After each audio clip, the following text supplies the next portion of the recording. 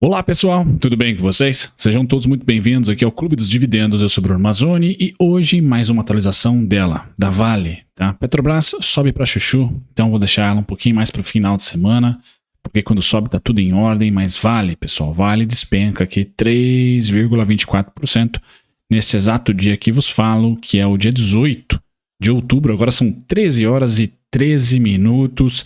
Eu sou Bruno Mazzoni, seja muito bem-vindo aqui ao Clube dos Dividendos, que vez ou outra se transforma também no Clube da Vale, Clube da Petro, Clube Nação, que está sendo muito volátil nos últimos dias. E hoje o papo vai ser Vale, mas já ativem as notificações, pessoal, porque vai ter vídeo sobre a Gerdau também, tá? Então quais serão as pautas do vídeo de hoje, pessoal? A oscilação da Vale no dia, um pouquinho do meu comentário aqui sobre os dados econômicos da China, o que o mercado está precificando, dados de produção da própria Vale ficam, né, a gente tira um pouquinho, tá? Tira um pouquinho do foco, porque acabou não tendo uma precificação interessante. O que está fazendo preço é o Globo, tá? E o Globo o que é? Taxa de juros americana abrindo para chuchu, por hora o petróleo ainda pressionado por um movimento mais de oferta, já o minério segue num tom ali bem lateral, bem suspeito e à espera de uma grande volatilidade. Então a gente vai falar sobre o minério, vai comentar sobre esse resultado do terceiro trimestre, que na minha expectativa, pessoal, tende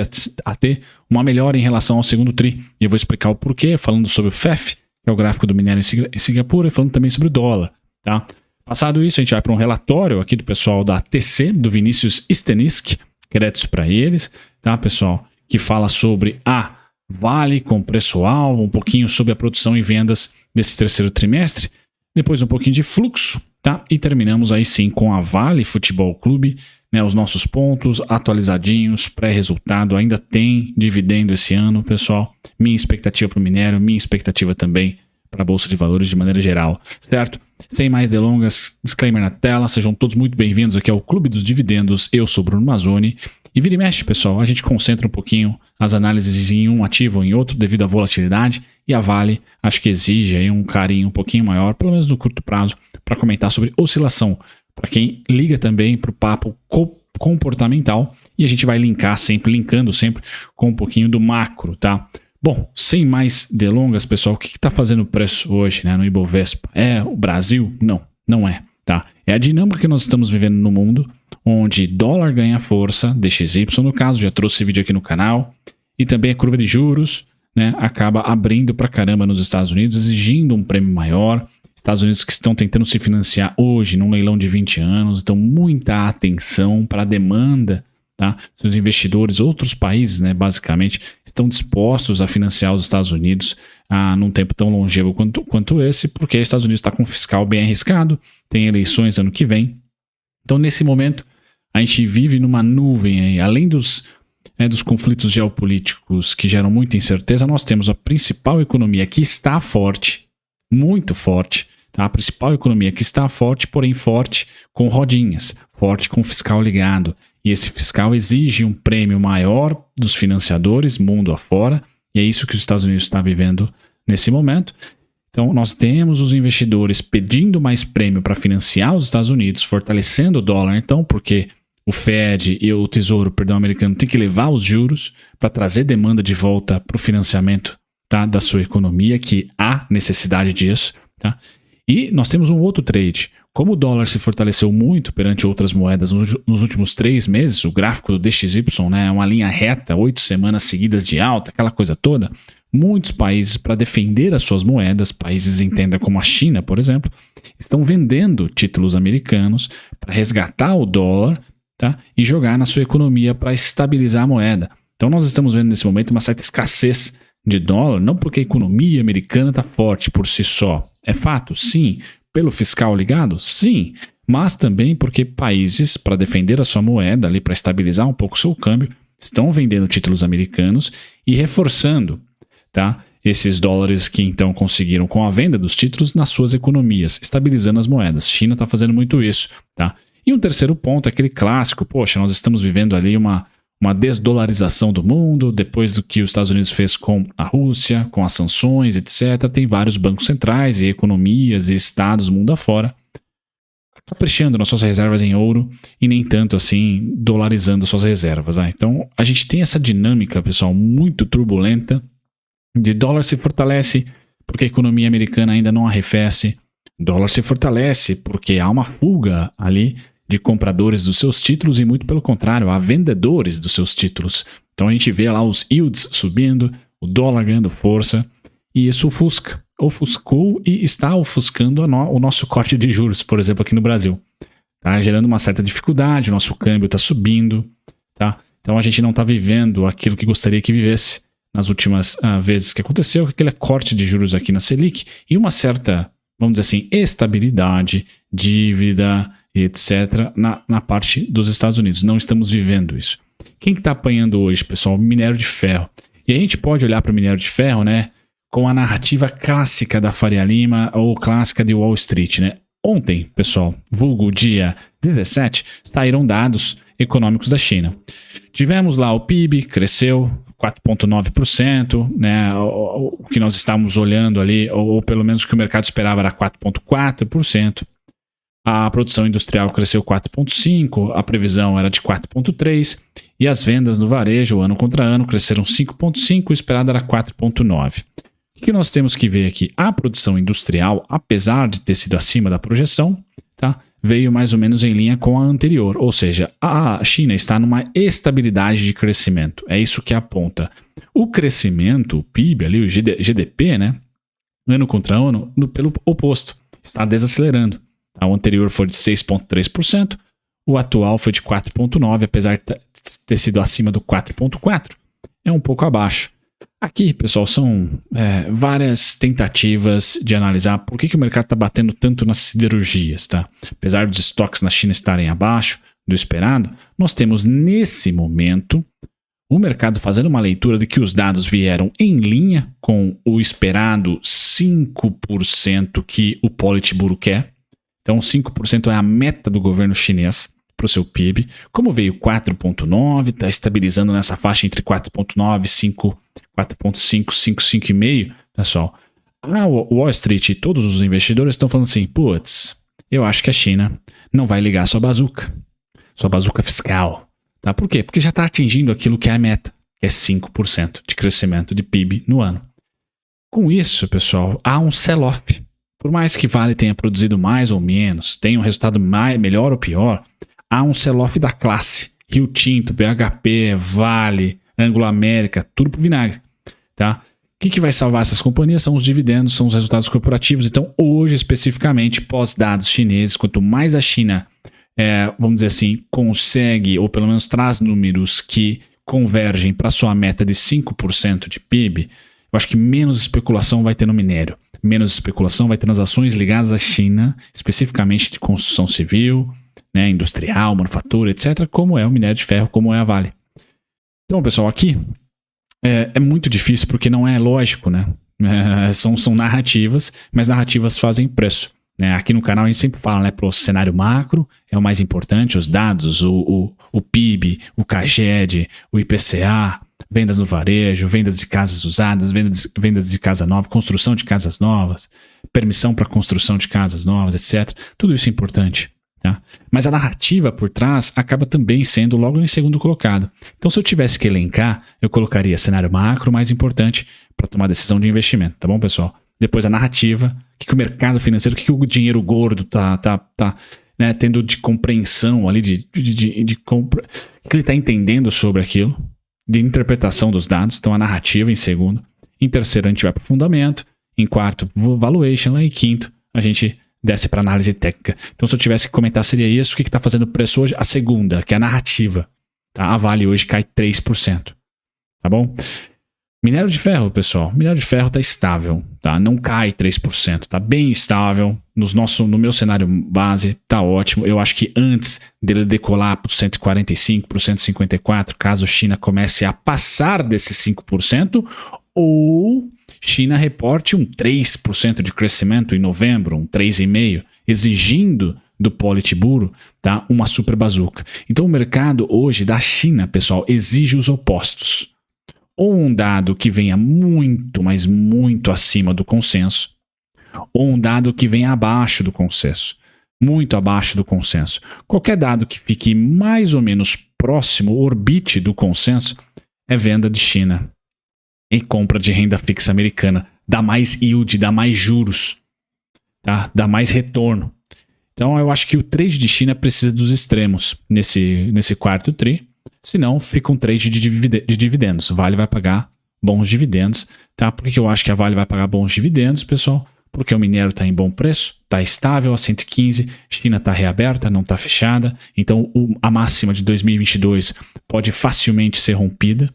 Tá? Em 2023 talvez não, mas em 2024 por que não? Porque agora estamos reabertos, estoque está baixo por lá e ano que vem vai ter uma nova meta de PIB. Esse ano é 5, está em 4,9, está chegando. Ou seja, o mercado já começa a perder as expectativas de novos estímulos para esse ano. E isso pode amansar o minério de ferro, pode amansar o trade da Vale, por exemplo. Mas do segundo tri para o terceiro tri, pessoal, esse gráfico aqui é do minério de ferro.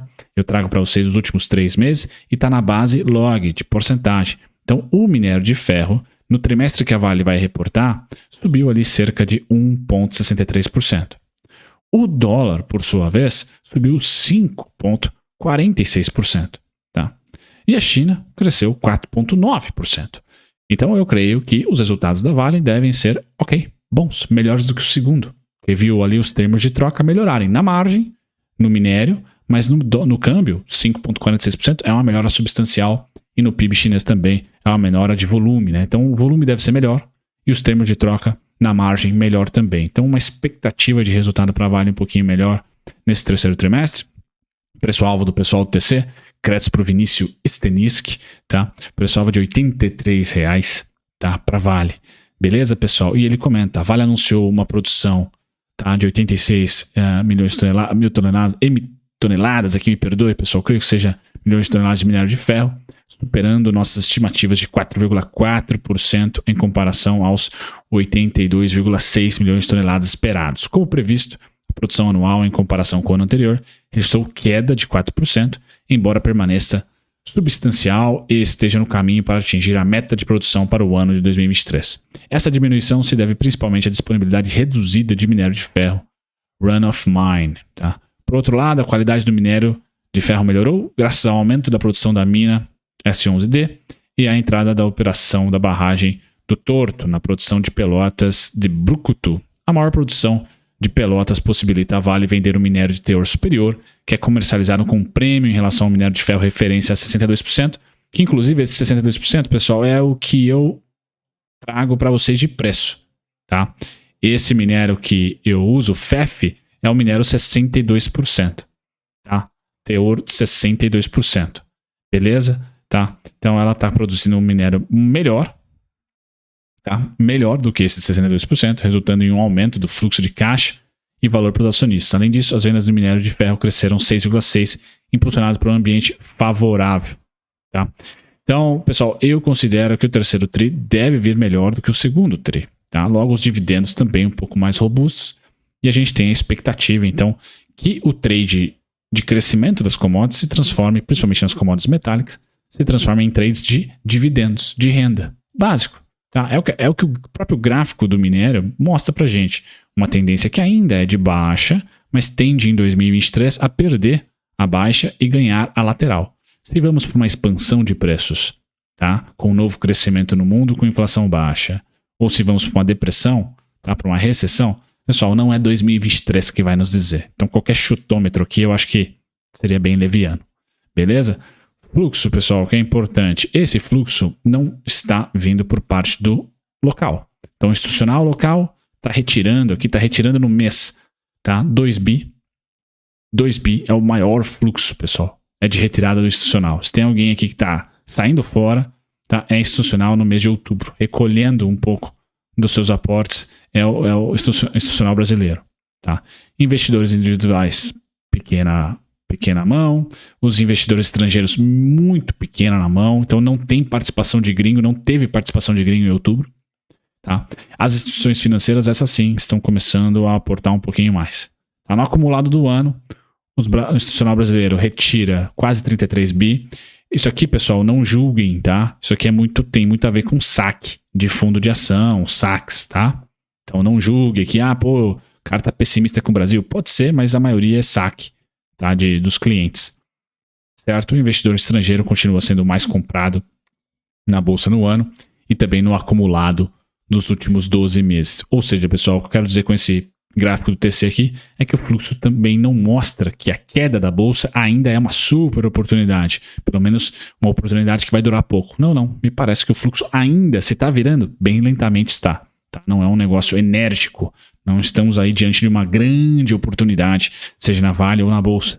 Tá? Acho que parcimônia ainda é bem interessante para você. Fazer contas também, né? Que agora nós temos aí grandes oportunidades na bolsa, grandes oportunidades na renda fixa, na americana principalmente, grandes oportunidades talvez em commodities como ouro, celulose, urânio, ou seja, tem um monte de oportunidade, tá? Não há uma única classe de ativo que você fala assim, putz, é ali, tá? Eu acho que a assimetria maior está na renda fixa americana hoje, mas você também pode achar assimetrias melhores, ou boas também, na minha opinião, em outros mercados. Vale, pessoal, para finalizar o vídeo, com essa lateralização, faz totalmente sentido, trade de dividendos. Quando começa o desconto da Vale com esse cenário atual de 2023, pessoal, em R$ 64,06. Tá? Depois R$ 63,18, R$ 63,04, R$ 62,81, R$ 62,44. Eu acho que faz sentido você esperar mais um mês de lateralização ou de manutenção dessa lateralização. Não temos um gatilho. China está chegando aos seus 5%, o minério está lá nos seus 120, 117 e a Vale está lateral. Então isso é um sinal mínimo de que o mercado está tipo assim, ó, putz, cara, prefiro eu investir na China ou pegar 5% ao ano em dólar, tá? No Fed Funds. Eu acho que já há essa dúvida entre vamos investir em crescimento ou vamos investir em renda fácil, risco zero, Fed Funds. Então acompanhar DXY, acompanhar a curva de juros americana, agora sim, nesse terceiro trimestre em diante, está batendo em commodities, não bate tão forte no minério de ferro, e no petróleo, pessoal, porque o minério tem uma dinâmica chinesa que está reaberta e o petróleo tem uma dinâmica agora de oferta, conflito, etc. E de restrição de oferta, né? Mas se nós olharmos aí na economia real como um todo, crédito já está sendo difícil de ser rolado, empresas já estão pedindo falência e isso, de certa maneira, no médio prazo, bate em commodities. Tá? Vai bater em consumo e crescimento. Então a Faria Lima sempre tenta pensar na frente. A gente está olhando, claro, o trade de que, beleza, commodities ainda a gente não vende, mas o que a gente está mais comprando é dólar. O que a gente mais está comprando é dívida americana, dívida do governo, renda fixa, aquela coisa toda. A gente vê o fluxo claramente indo para o dólar, claramente indo para a renda fixa americana. Nem o S&P, que tem dentro dele a concentração nas principais empresas que estão com um colchão de liquidez gigantesco, não precisam de um Fed Funds a 5% porque tem dinheiro em caixa, nem elas estão ali pujantes. A Microsoft, a Apple, etc. Até elas estão sentindo um pouco esse baque, desse fluxo rotacionando. Tá? Até quando, pessoal? É bola de cristal. Tá? Mas o importante é, outubro não é a bola da vez. Tá? Não é, infelizmente, a bola da vez para os emergentes. Não me parece que vai ser o mês da bola da vez para os emergentes. Por isso que eu coloco a Vale aqui justa entre 69,50 e 62,44.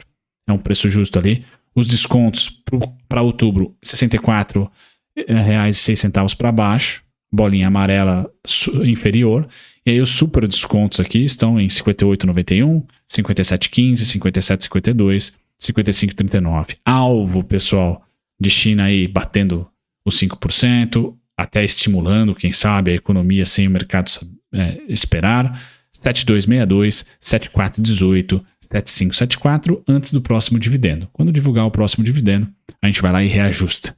Tá?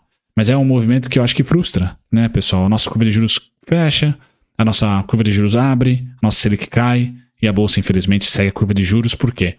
Não só a curva de juros abriu, mas abriu por quê? Porque os Estados Unidos, a curva de juros americana está em níveis estratosféricos, pessoal. Quando eu coloco o gráfico da curva de juros americana de 10 anos, tá? Eu fiz isso no TC News hoje de manhã. Esse é o gráfico mensal, tá? Então o negócio está voando, tá abrindo, parece uma ação de crescimento, tá? Chegando a 5%. Mas o que dá mais frio na espinha é esse gráfico aqui, ó, anual. Esse é o gráfico da curva de juros americana, 10 anos, Treasuries 10 anos, anual. E só para dar um contexto para vocês, pessoal, aqui é 1980. Pós-Volcker, pós-período de inflação, crise do petróleo. Nós tínhamos, para quem gosta de gráfico, uma tendência de baixa. Tá? Topos e fundos descendentes, na curva de juros nos treasuries de 10 anos americanos. Legal? Pós-pandemia, tchau, topo, tchau. 3 topos foram embora. 2014, 17 e 19. Estamos chegando a 2006, 2007. Tá? Em 5,28, 2008, pré-2008 ali. Então, esse gráfico, pessoal, talvez seja o gráfico de um início de uma mudança de política monetária. Tá? Que vai durar décadas, não sei. Mas acho que cabe aqui um pouco de parcimônia. Tá? Eu tenho minha tese, já comentei com vocês, de um mundo multiglobalizado, de commodities aquecidas por mais tempo, não por causa da demanda, por causa do crescimento, mas sim por causa da produção, mais ali cartelizada, né? Mas enfim, nesse momento, quem tá ganhando o jogo tá nítido, pessoal. Quem tá recebendo dinheiro, tá claro aqui, ó. Tá? Quem é? E continua subindo, é uma tendência. Bacana? Não adianta brigar contra, né? Um grande abraço, pessoal. Até o próximo vídeo. Tchau, tchau.